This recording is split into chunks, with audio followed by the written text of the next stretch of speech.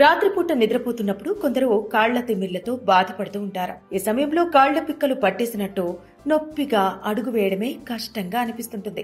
దీనివల్ల నిద్ర సరిగా ఉండదు. పని ఒత్తిడి, అతిగా నడవటం, వేడి చేయటం వల్ల ఇలా జరుగుతుందేమో అని చాలా మంది భావిస్తారు.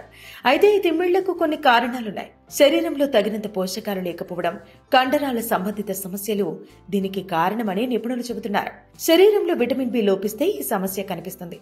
దీనికోసం యాపిల్, ఆరెంజ్, కివి, పెరుగు, జున్ను, అరటి పండ్లు, బఠానీలు, గింజలను ఆహారంలో చేర్చుకోవాలి. విటమిన్ డి లోపం వల్ల కూడా రాత్రిపూట కాళ్లల్లో తిమ్మిర్ల సమస్యకు కారణమవుతుంది. ఉదయం సూర్యకాంతిలో కొద్దిసేపు ఉండాలి. కాల్షియం లోపం కూడా దీనికి కారణమే. దీనికోసం కాల్షియం అధికంగా ఉండే ఆహార పదార్థాలైన పాలు, బాదం, పెరుగును ఆహారంగా తీసుకోవాలి.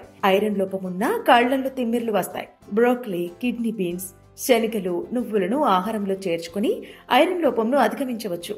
నారింజ, బచ్చల కూర, బాదం, వేరుశెనగ, పొద్దుతిరుగుడు విత్తనాల్లో మెగ్నీషియం ఎక్కువగా ఉంటుంది. ఇవి కండరాల తిమ్మిరిని నివారించడంలో సహాయపడతాయి. కండరాల తిమ్మిరిని నివారించడానికి రోజు తగినంత నీరు తాగాలి. కనీసం 2 నుంచి 3 లీటర్ల వరకు నీటిని తీసుకోవడం మంచిది.